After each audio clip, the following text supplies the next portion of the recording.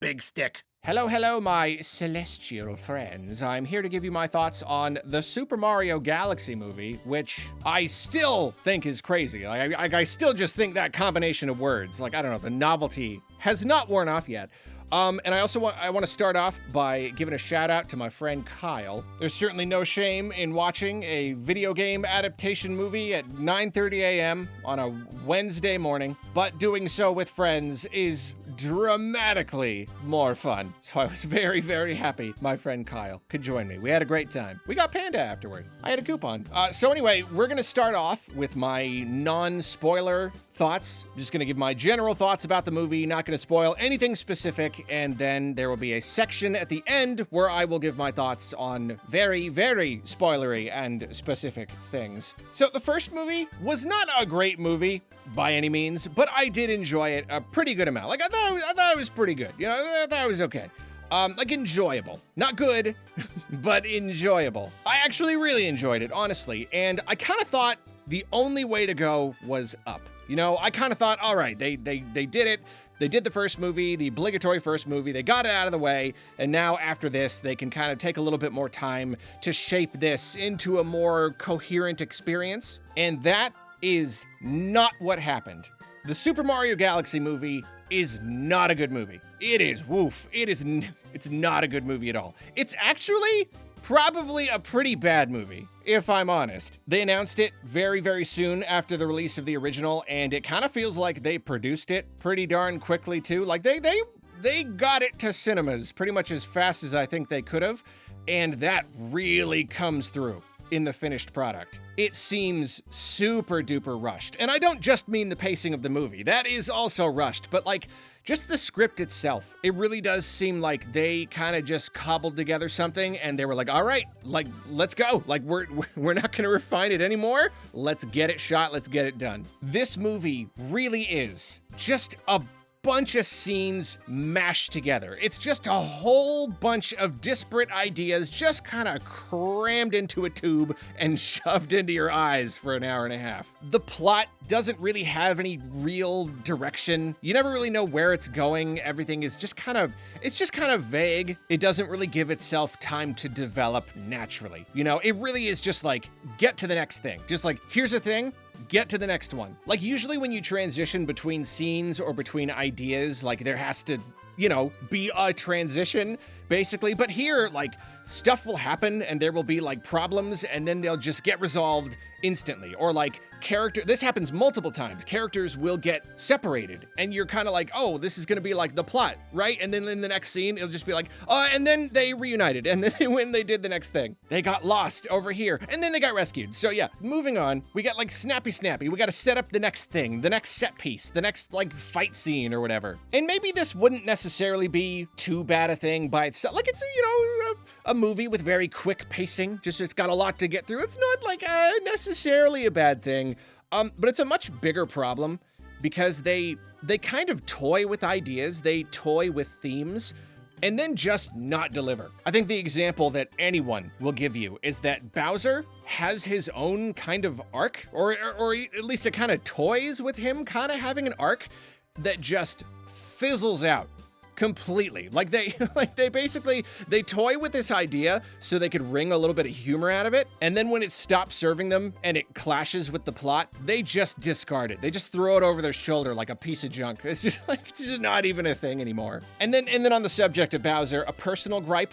I feel like I expected the parenting jokes to be a lot funnier, there's just look at a game like Origami King. You bring Bowser Jr. in, and there's this really great dynamic between Bowser and Bowser Jr. and just the dad, not dad jokes as in a dad joke, but jokes about being a dad. There was so much better.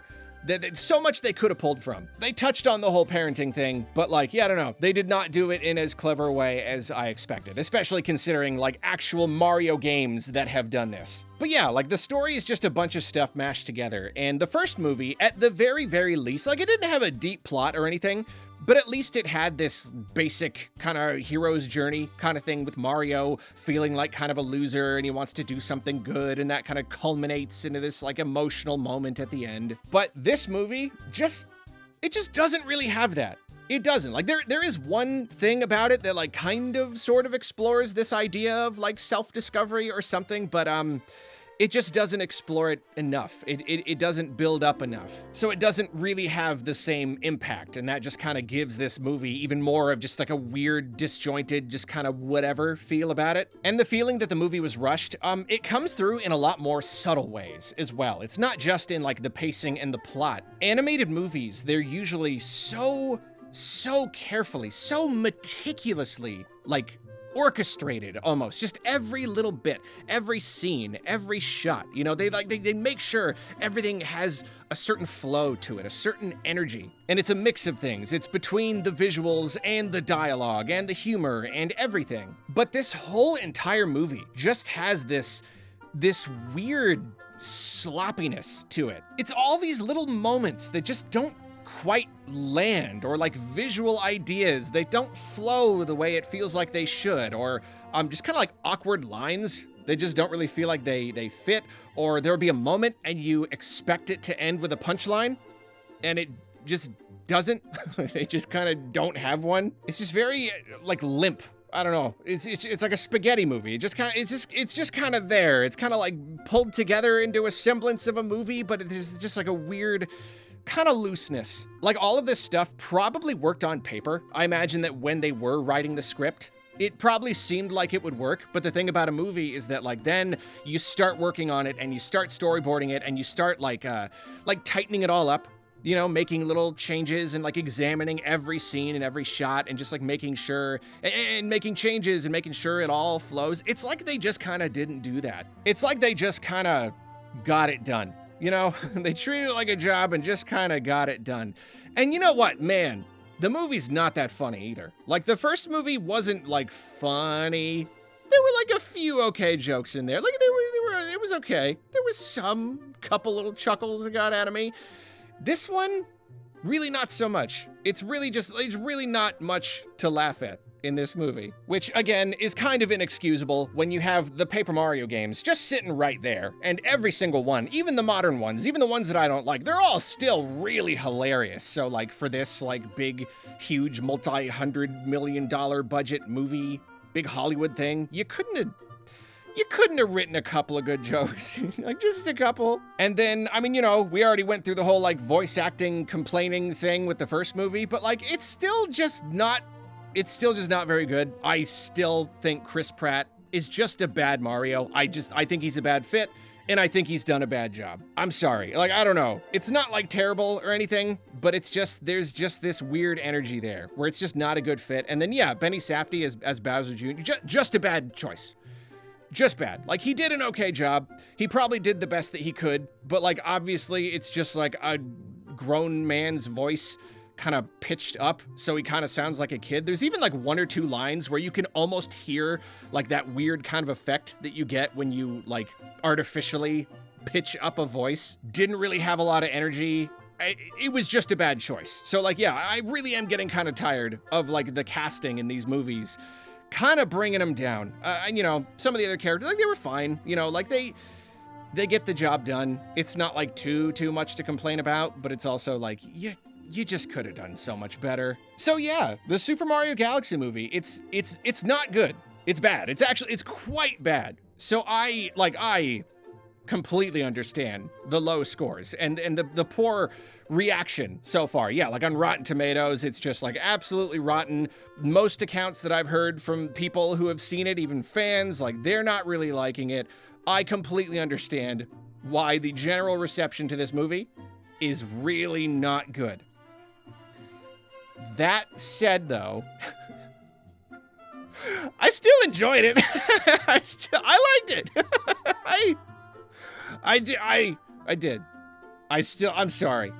I still liked it. And it's so weird. It's so weird because normally I have just such high standards. You know, I'm one of those people like kids movies. Oh, you can't just write it off because it's a kids movie. A kids movie can still be good. It can still have good writing. It can still, like, that's not a good excuse at all. Like with the Sonic movies, I'm like, oh, you could do so much better than this. Yeah, I don't know what it is about these Mario movies. It's just like, I think with Mario, specifically, like it's gonna be different for like something like Zelda, but with Mario specifically, I don't know what else I could even expect from these movies. It's Mario. It already has basically no plot whatsoever. It's get the bad guy. It's save the, it's just go. It's go over there until you get there, and then that's it. The plot is never gonna be good. And I think I'm fine with that. You know, like obviously Paper Mario is different, but like just like basic Mario, adapting that into a big story. Yeah, I don't know. I'm just kind of fine with it the way that it is. To me, with a video game, and I think this is really where I differ from most people. To me, when it comes to this kind of video game adaptation, I've been alive so long. I've seen so many poor adaptations. So to me, it's like the authenticity of it almost matters more than anything. To me, like almost more than anything, it's does this actually represent the property that it is adapting? Or is it some weird like Hollywood Frankenstein homunculus kind of thing that like bears very little resemblance to the actual source material, packaged in some weird way to try to like get it to appeal more to wide audiences? Like I'm just so used to that. So for me, even when these movies like are just kind of they're just kind of like serviceable like in the plot department, I don't know. That's fine for me. If is it Mario and Peach and Luigi and all of these bad guys, and they all have the names, they all have the right names, and they're going to the actual places with the right names, and they're vaguely doing a Mario-related plot, and I get to just kind of see it all adapted on the big screen with the fancy CG and everything, and all the references and all that. Like, I don't know. To me, that's kind of perfect. Like there's like the thing right now, the big, like, I don't like that you like a thing, so I'm gonna key jangling. It's like the term everyone's using, like, oh yes, these toddlers in their movie and all they have to do is jangle the keys in front of their faces and they love it.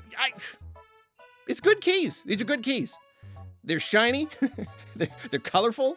They got lots of cool keychains on them. They're refracting the light really well, making a fun jingly noise when I bat them with my fat little chubby fist, and I think it works for me. And yeah, I'll completely admit, I would like it more if it were just a better movie overall, especially the humor. Like almost, really just more than anything, if you could do anything to make the movie better, even if it's all weirdly plotted and the story kind of stinks, just make the jokes better. I would enjoy it a lot more. But even with it like kind of where it is, you know, even when the humor is just kind of like the humor in particular is a really big thing for me with any like kids animated movie. You know, I think this is really making me realize it's not that I have high standards, it's that I have minimum standards. You know, it's like even if the humor isn't great, if it's at least like passable, that is infinitely better than bad. You know, than just like the thumb through the Rolodex, lowest hanging fruit. All right, we've done this joke 50 times before. Doesn't matter. Copy paste it in. That to me is what makes a bad movie. That's a movie that like brings itself down and I anti-enjoy it. So here, it's just, as long as it's just kind of baseline, as long as it meets that like that minimum standard, and then the other stuff is just kind of fun on top of that, I'm okay. So yeah, I wanted just like mostly just adaptation of the game stuff. I want an authentic, genuine representation of Mario on the big screen. I just want to see these elements from all these different games that I've played over the course of my entire life. I just want to see them represented. I want to see those keys. I want to see them jangle. That's what I want. And that's what I got. It's just like the first movie. There's just so many references. Just so many fun little cameos and characters. Like, it's stupid. It's absolutely nostalgia pandering. But again, that's what I want. It's Mario. It's Mario we're talking about. That's all that's there. That's basically all that could be there. Mario is so simple. So for a Mario movie, I just want the references. I just want the nostalgia. That is the value to me. And this movie delivers. Jangling a bunch of references in front of my face. It is stupid. It is dumb. It probably is a bad reason to like a movie, but yeah, it works for me. And you know, I will defend it at least a little bit, the whole nostalgia pandering thing. I still believe, and I know probably most people will disagree with me here, but I still believe that a lot more of these movies come from a place of love than most people will give them credit for. Like, these references, they dig so deep. You know, when I went into the first movie, I expected nothing but vanilla Mario. Just the most basic World 1-1 kind of stuff. Like, really just the stuff that your general audiences, the people who haven't even touched a Mario game in 30 years, they're all gonna get every reference. So when I see references that come from like all of the different games, some of them very, very subtle, I don't know. I think that is a loving tribute right there. To me, that somebody played these games and they enjoyed putting that little reference in there, you know? So it's another thing where even if the plot and all that isn't very good, at least it's just like a big love letter to Mario. I get to just see all this fun stuff on the big screen. And you know what? You know, here's a genuine improvement that I think anybody would agree with. The music. First movie, they like ripped out a bunch of the original orchestrations and shoehorned in a bunch of like licensed 80s music. They seem to have listened to feedback that nobody liked that, and they just didn't do it again. They just didn't. It's pretty much just the regular score the whole time, and it's great. Obviously, like, it's great. You know, it's all the different Mario themes weaved in throughout here and there, now with like a bunch of Galaxy music. It's great. So yeah, to summarize, for me, the plot is whatever, not great, but it's fine. Humor, it's fine. Visuals, fun. You get to, you know, it's fun enough to look at. It's colorful, you know? And you get all these references, you get all of this love for the games, all these things that are, deep in my heart, and the nostalgia and all that stuff. To me, that amounts to a net positive. Overall, I still thought it was just a fun movie to watch. As a movie, probably less good than the original, and the original wasn't even like that great, so I don't know how that's gonna affect the rewatchability, but at the same time, if you are in it just for the stuff, then it's probably got even more stuff in it.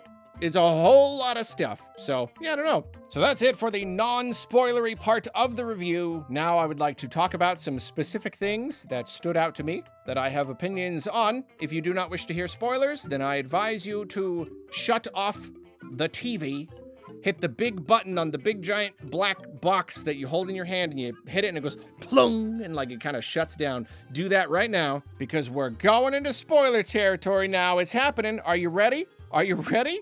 Are you ready? Peach and Rosalina are sisters? What? What? Okay. A lore bomb? Come on. Tell me that's not another reason to think that just at least the initial watching experience was pretty darn fun. Like, man, I mean, like, I gotta do like a main channel video on this or something. This is like, my mind is racing here. Cause like, yeah, Rosalina, what does she look like, Peach? I always assumed it was just lazy design. They just needed another princess, so just make her kind of look like Peach. I don't know, who cares? And then like more recently, you know, they brought up they did more stuff in Rosalina's storybook and the games, and here they were like kind of like teasing some sort of connection here that this movie may reveal some sort of lore or something. And yeah, no, I mean, like, in the same way that this movie basically like fully canonized the whole like Mario comes from Brooklyn kind of thing, I do assume that this is canon. I do assume that this is the way that maybe it's always been. Maybe it's always been, and they just didn't have a way to tell this story. They wanted to kind of keep it ambiguous. I don't know.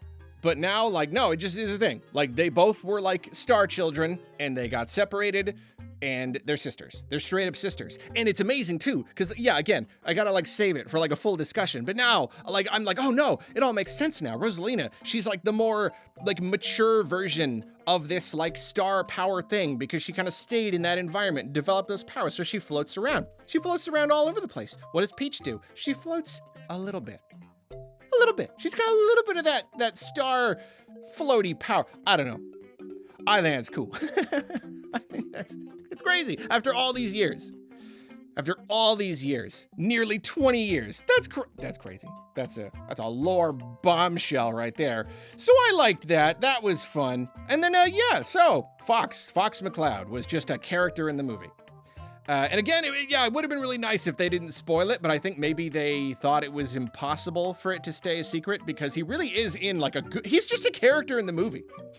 He just is. He shows up at a certain point, and he's just a character in the movie. He's around for several scenes, and It's wild, man. It's like, it's just, it's crazy. And they even like did this little like animated thing where he's like, oh, I come from this place, and it shows like Slippy and Peppy and all that stuff, and it's super cool. But I fell into a black hole, and I come from an alternate universe, and now I'm here, and I'm trying to get home. So they even write like this little backstory for him, this little reason why he's in this universe. So, you know, apart from the Pikmin, this is not just a big shared Smash universe. Like, they still had to like have a reason for him to be there.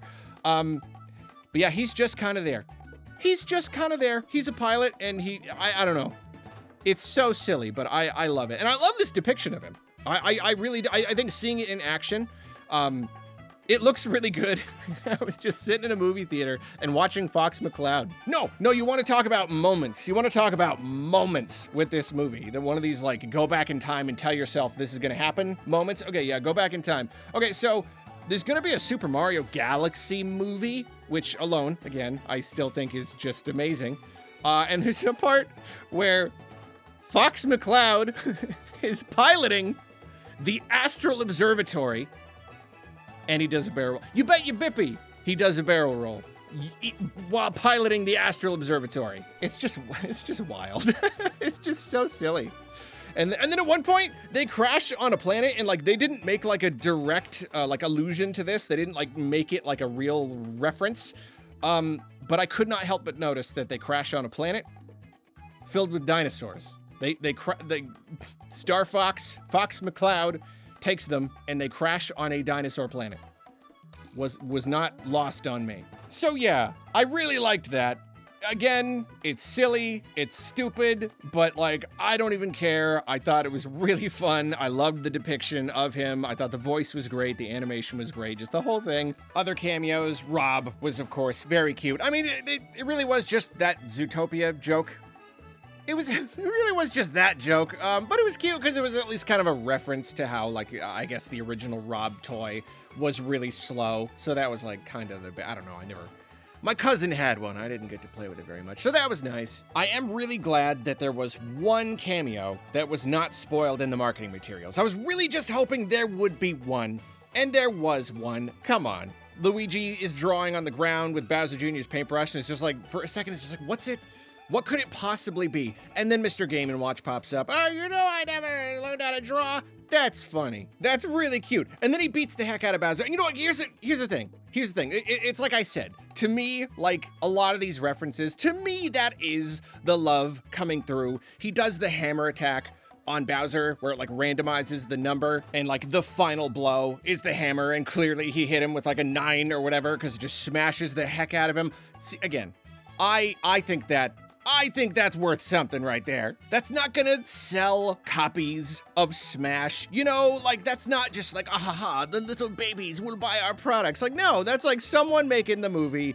They played Smash. It's a joke. It's not even a joke. That's the thing. It's just a thing that's gonna go over most heads in the audience, and yet, like, it's worth it to put it in there. I like it. It is the subtlest of things, and yet it makes me kick my little legs in my theater chair. I get all giddy. Speaking of giddy, there were Pikmin in this here Hollywood motion picture. I think I said it in a video. I think I said it in a topic, Harlow. It was literally exactly the way I described it. I said there's gonna be a ship, and it's gonna like land, and it's gonna be this moment, and then the camera's gonna zoom out, and you're gonna see that it's a little ship, and that's exactly what happened. So that was nice. Pikmin were just kind of in the movie. I mean, I'm not gonna wonder why the Pikmin were flying a ship and not a captain instead of like flying an onion, but we're not getting too in the weeds about all that. So that was cool. Yeah, and then other stuff, other little references here and there. There's like a Mario Maker scene. Come on. That's cute. Again, like, what is this? This is an adaptation of Mario. So you want to adapt a bunch of different Mario elements. So there's a scene where Bowser Jr. is like, you know, using the controls to make the level, and Mario and Peach are going through. I don't know. It's cool. It was cool that there were some basic Mario ideas they just didn't have time to explore in the first movie. And they kind of had like another shot at doing them here. You know, there's a scene where there's a big bridge over lava. So Mario gets to jump over Bowser, and there's axes, and he cuts the bridge and makes him fall into the lava, but then he comes out and he's dry Bowser. references. I understand that reference. How fun. And then yeah, speaking of references, the very ending, like the last fight. Just lots of fun stuff really packed together. You know, they grab all the power-ups, but it's all the galaxy-specific power-ups. It's the cloud and the drill and the balloon Yoshi. And then Bowser Jr. summons like the dragon from Super Mario Odyssey, just like of all things. That was cool. And then it's cool, the red star that you get from Galaxy that lets you like fly around, and like Mario gets the red star. See, again, it works for me, man. It's so dumb, but it just works. It's just a bunch of dumb references all crammed together, and yet it completely works for me. And yeah, I should probably leave it there. I'm sure there's other stuff that I could think of to talk about, but that's the main stuff. That's the main stuff I wanted to call out. I will be curious to know what you all think about the movie down in the comments. I sincerely, just so sincerely hope I don't end up being alone in this. I really, it's not fun to be the only one who has an opinion. It basically makes you wrong. So I'm really hoping that there's at least a good chunk of other people who also just had some stupid fun with the Super Mario Galaxy movie. So if that's you, then please let me know. Please let me know down in the comments. We'll try to keep it spoiler-free in the comments just in case. But yeah, please. No, I really, please. Please. I can't be alone. Not again. Not after Sonic 2.